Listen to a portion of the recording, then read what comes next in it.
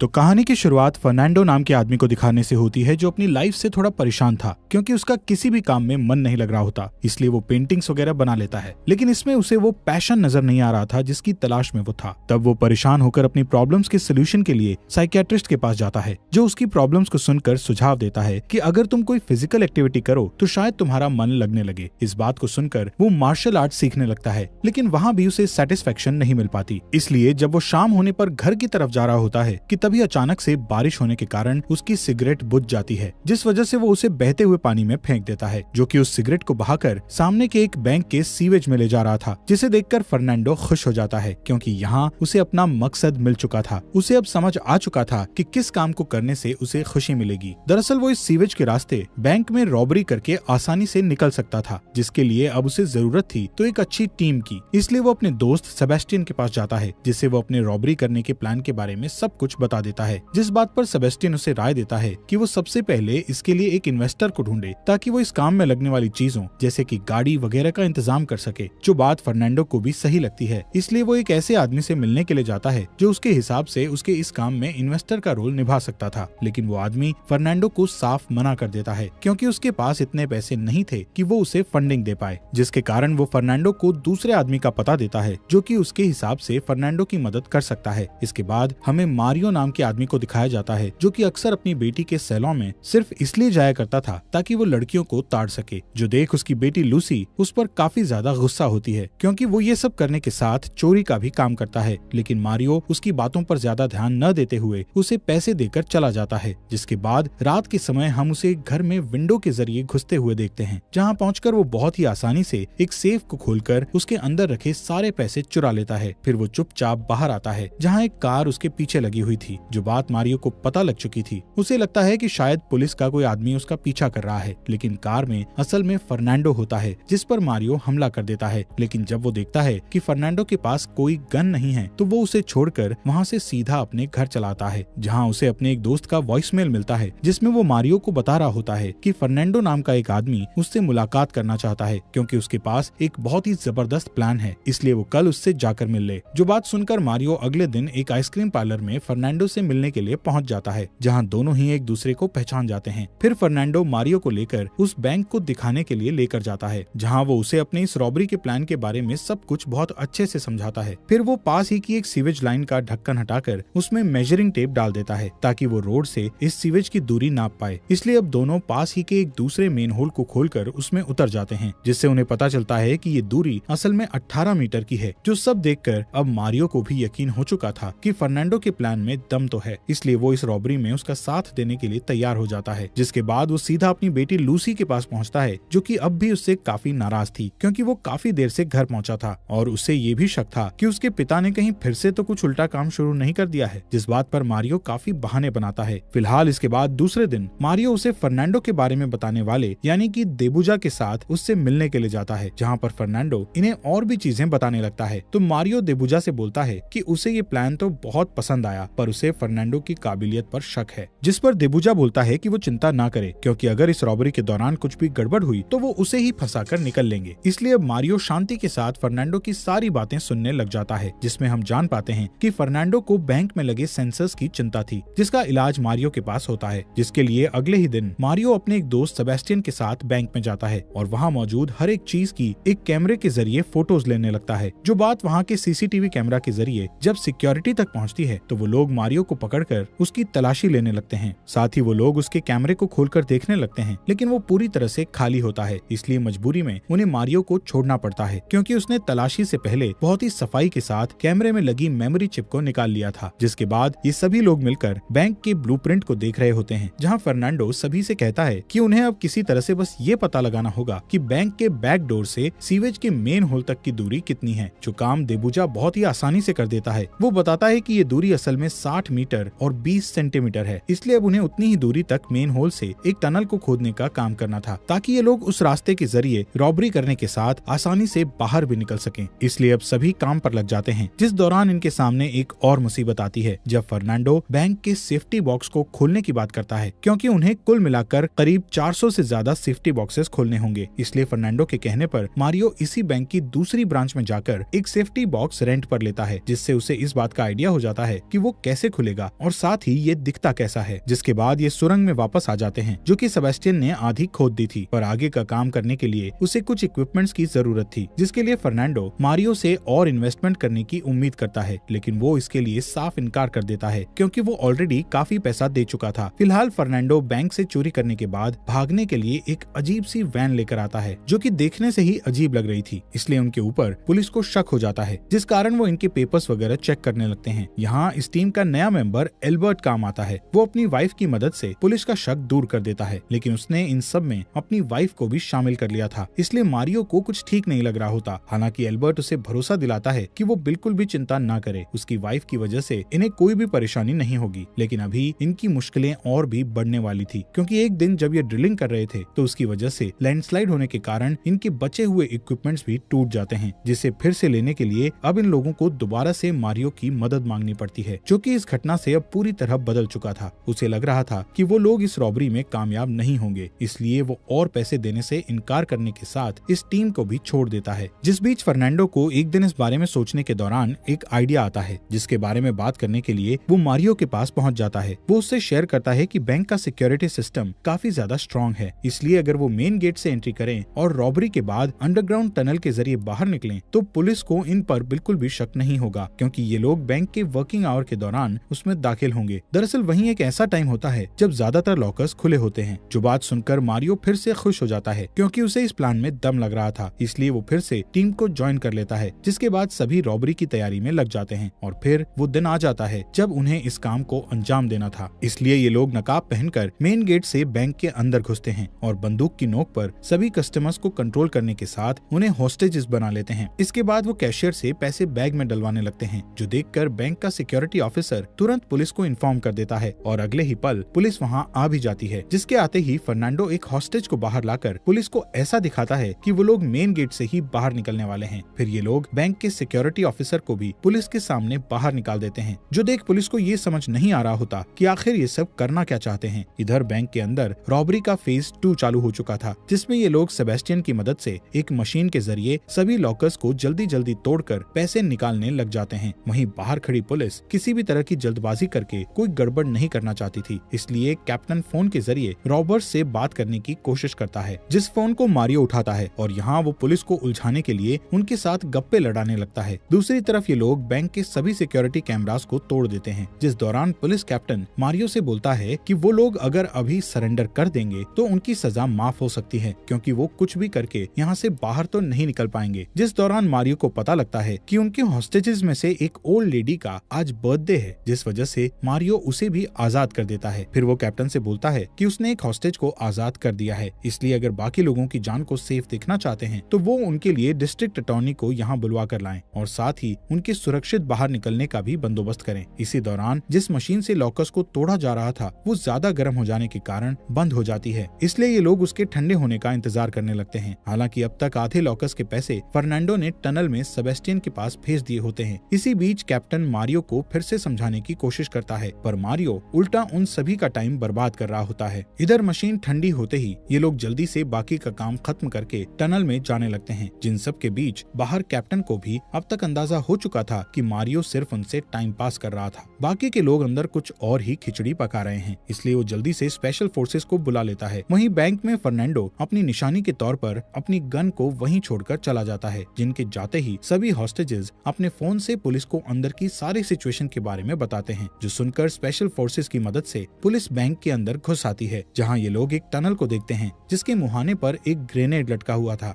इसलिए कैप्टन और बाकी पुलिस वाले उससे दूर ही रहते हैं। लेकिन तभी कैप्टन को उसकी जूनियर ऑफिसर का कॉल आता है, जो कि उसको बताता है कि असल में उन्हें जो गन मिली है वो सब नकली है, जिसका मतलब ये था कि ये ग्रेनेड भी नकली ही होगा। इसलिए कैप्टन तुरंत उसे हटाता है और सभी उसके अंदर जाते हैं। लेकिन अब तक सभी रॉबर्स बोट के जरिए मेन होल की सीढ़ी तक पहुंच चुके थे, जिसके ऊपर एक वैन और उसका ड्राइवर उनका इंतजार कर रहा होता है, जिस तक जल्दी से ये सभी लोग पैसों समेत पहुंच जाते हैं और उसमें सवार होकर वहां से निकल जाते हैं। जिसके बाद पुलिस को टनल में चारों के नामो निशान भी नहीं मिलते, मतलब कि फेक गन्स और ग्रेनेड्स की मदद से बिना किसी को नुकसान पहुंचाए इन्होंने इतनी बड़ी रॉबरी को अंजाम दे दिया था। फिलहाल सभी इतना सारा पैसा पाकर काफी खुश थे और पुलिस को कुछ भी पता न लगे, इसलिए ये वैन को भी जला देते हैं ताकि कोई भी सबूत पीछे न रह जाए। फिर ये लोग अपनी जिंदगी मजे से काटने लगते हैं, पर पर इनसे सिर्फ एक जगह गलती हो गई थी, जो एल्बर्ट ने इस प्लान के बारे में अपनी वाइफ से भी बता दिया था, क्योंकि वो जब एल्बर्ट को एक दूसरी लड़की के साथ देखती है तो वो गुस्से में जाकर पुलिस को बता देती है कि जो बैंक रॉबरी हुई थी उसमें उसका पति भी शामिल था, जिसकी मदद से पुलिस एल्बर्ट समेत सारे पैसों को भी रिकवर कर लेती है। लेकिन जब इस बारे में फर्नांडो को पता लगता है तो वो शहर से दूर भाग जाता है, पर बाकी सभी लोग पकड़े जाते हैं, जिनमें मारियो भी होता है, जिस कारण उसकी बेटी लूसी उससे जेल में मिलने के लिए आती है। वो अपने फादर से कहती है कि वो एक अच्छा वकील करके उसे छुड़वा लेगी, लेकिन मारियो उसको ऐसा करने से मना करता है और कहता है कि वो बस अपने फ्यूचर पर फोकस करे। जिसके काफी दिनों बाद स्पेशल फोर्सेस आखिरकार फर्नांडो को भी पकड़ लेती है। फिर हम उसे सजा काटकर बाहर आते हुए देखते हैं, क्योंकि इन लोगों ने असली नहीं नकली हथियारों का इस्तेमाल किया था और साथ ही किसी को चोट भी नहीं पहुंचाई थी, इसलिए इन्हें कम सजा होती है। हालांकि फर्नांडो से पहले मारियो आजाद हो चुका था, जो कि जेल से बाहर आने पर उसका वेट कर रहा था। और इसी के साथ